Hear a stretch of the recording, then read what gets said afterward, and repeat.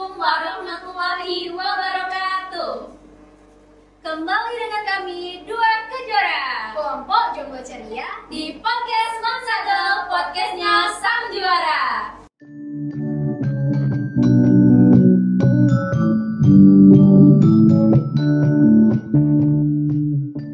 Nah guys, jadi hari ini kita bakal kedatangan tamu spesial, yaitu peserta Duta Baca tingkat Muara Enim yang namanya mungkin udah terkenal banget nih di SMA Negeri 1 Gelombang. Kira-kira penasaran nggak sih siapa bintang tamu kita saat ini? Langsung saja kita panggilkan bintang tamu kita.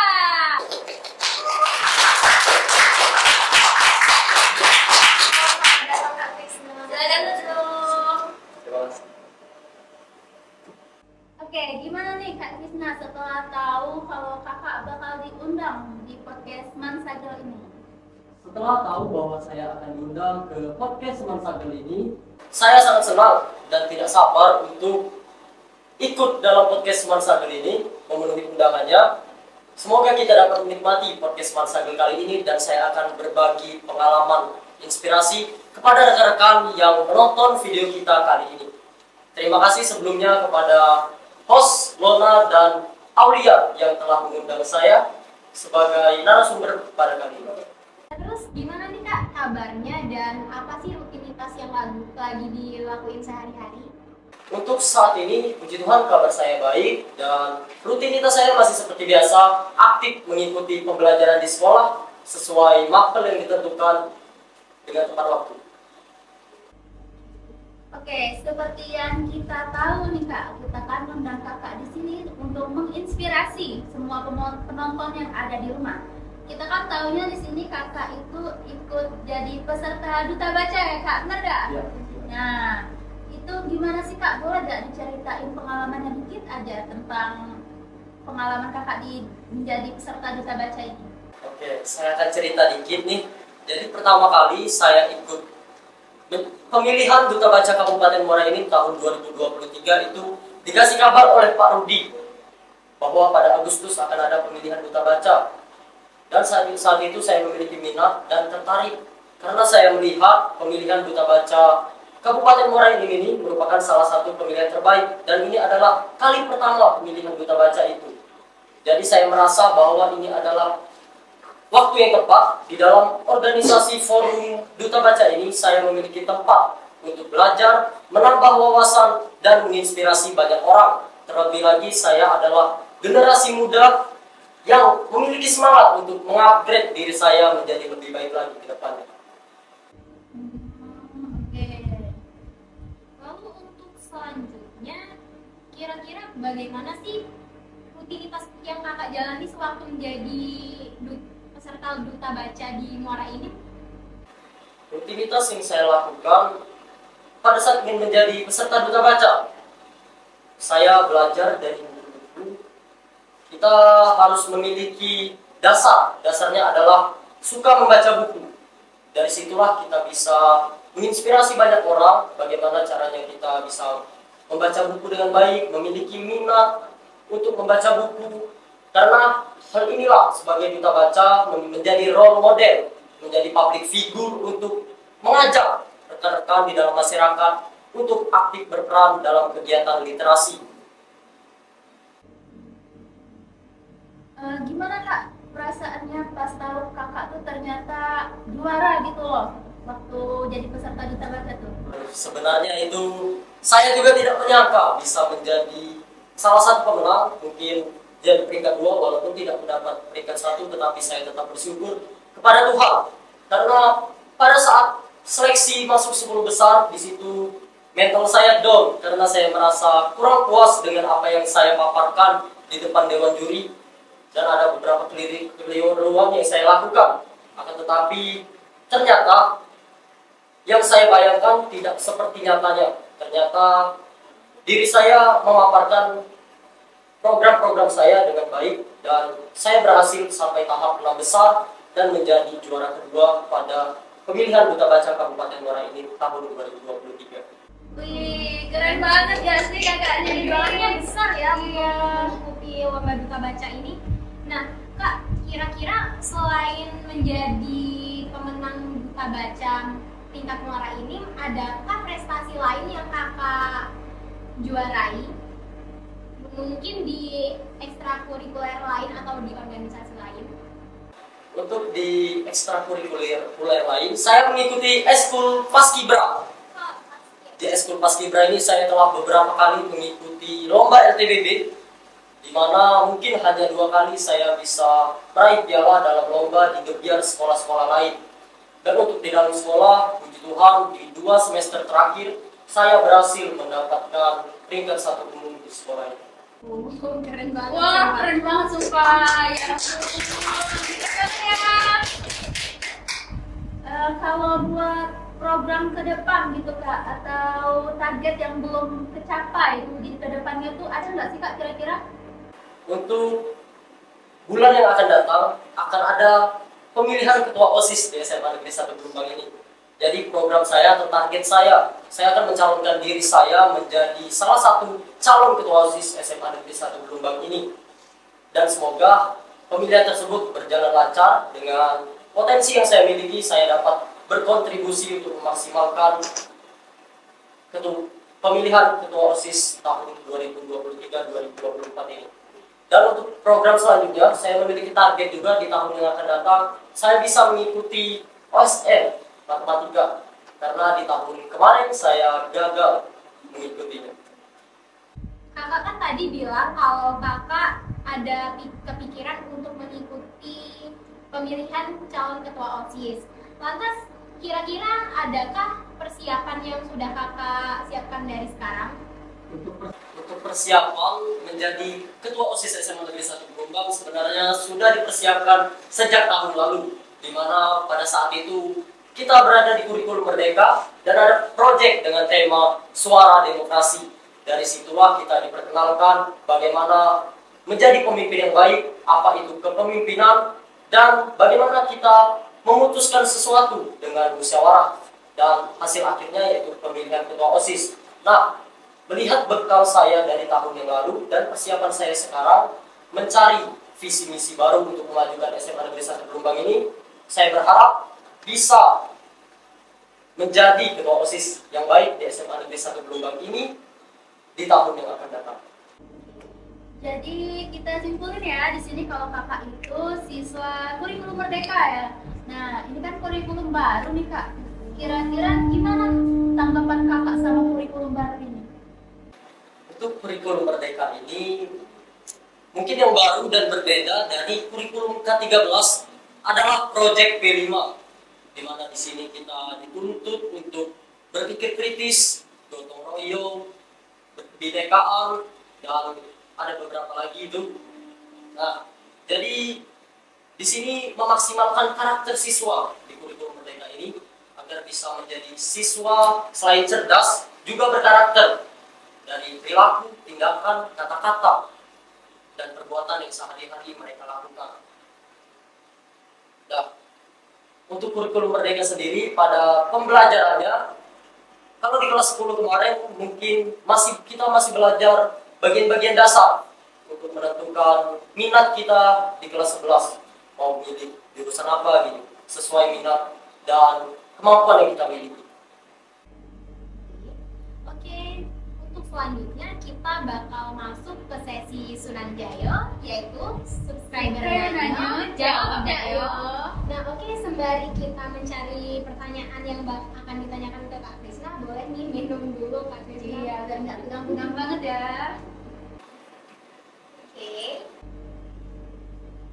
Jadi ada nih pertanyaan dari Yaya 922, yaitu apa sih motivasi terbesar dalam hidup kakak dan bagaimana cara untuk menjadi lebih rajin membaca dan menjadi buta baca Kak nih?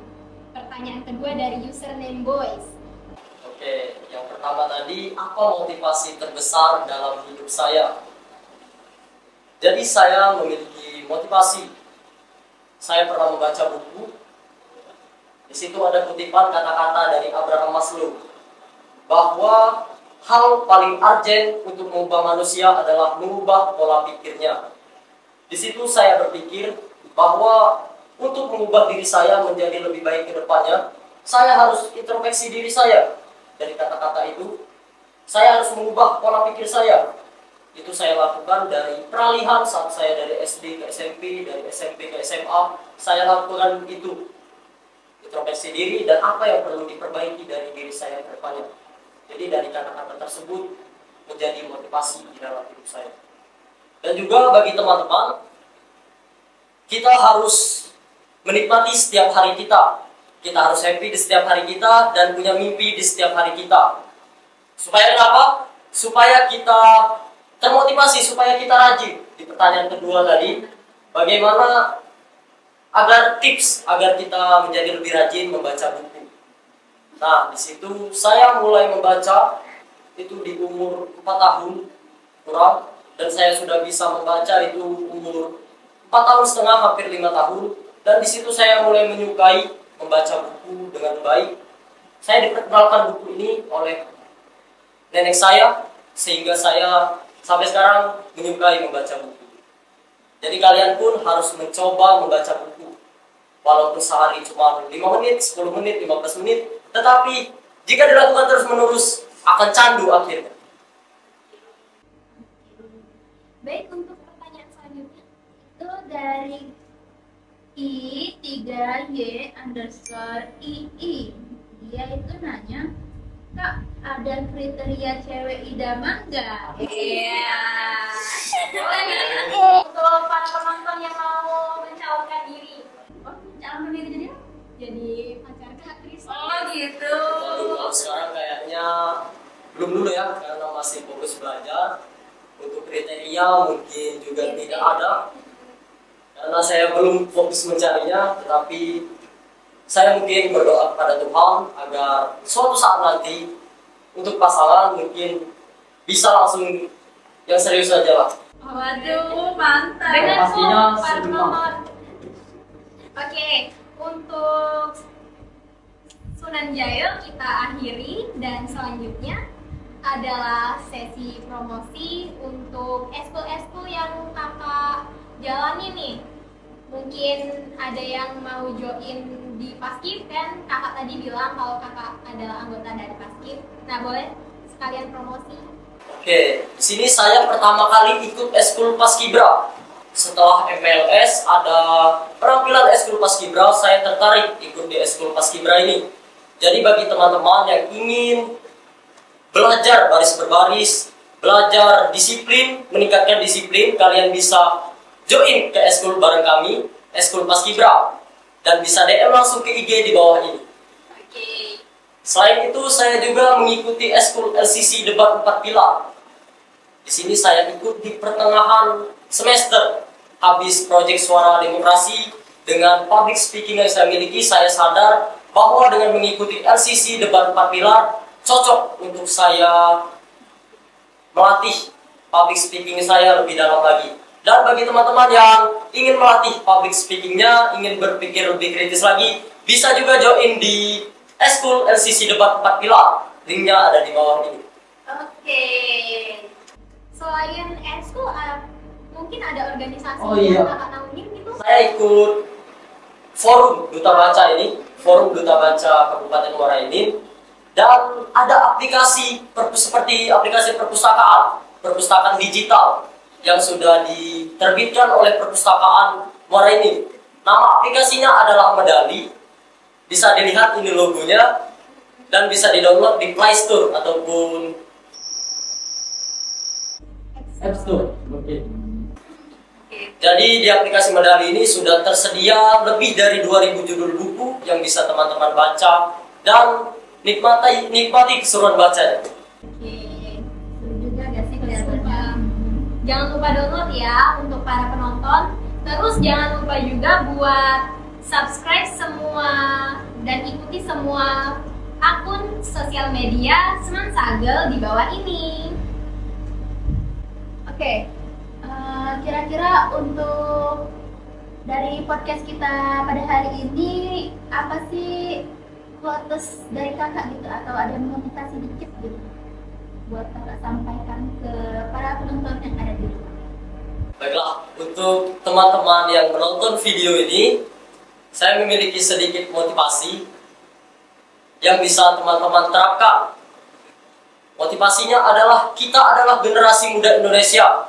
Kita harus memiliki semangat untuk mengupgrade diri kita menjadi lebih baik lagi di masa yang akan datang. Untuk teman-teman yang menonton, saya memiliki sedikit kata-kata yang mungkin bisa memotivasi teman-teman untuk diterapkan. Sebagai generasi muda Indonesia, kita harus semangat untuk mengupgrade diri kita, mengupgrade skill kita untuk bersaing di era kedepannya, untuk menjadi lebih baik lagi kedepannya. Jadi kita harus semangat mencari di mana minat kita, apa impian kita, apa cita-cita kita, harus kita ketahui untuk menentukan jalan mana yang akan kita pilih. Jadi buat teman-teman tetap semangat, jangan ragu, optimis saja tentang apa yang akan kita lalui. Sekian, terima kasih. Baik, terima kasih untuk motivasi yang sudah diberikan dari Kak Krisna. Dan untuk penonton, jadi dari podcast kita hari ini, kesimpulan yang dapat kita terapkan dari Kak Krisna adalah teruslah semangat belajar dan teruslah mengejar apa yang diimpikan. Karena untuk mendapatkan semua yang kalian inginkan, itu perlu usaha dan kerja yang nyata. Oke, kita masuk ke segmen selanjutnya, yaitu segmen Unjuk Bakat dari Kak Krisna.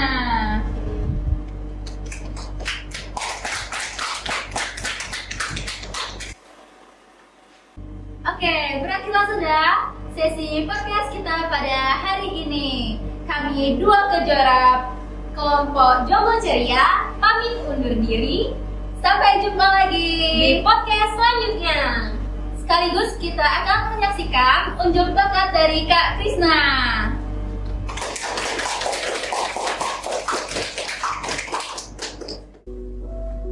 Sukses. Hari ini aku bernafas. Saat ini masih ada waktu. Sekarang ini aku akan bertindak, mewujudkan keinginan yang aku impikan. Tidak ada kata besok ataupun nanti, karena mati tidak selalu pasti. Gagal adalah awal dari kesuksesan. Kata-kata yang kudapat dari seorang ilmuwan. Ini bukan mimpi ataupun janji. Pasti sukses akan terjadi. Aku berdoa, berusaha dan percaya.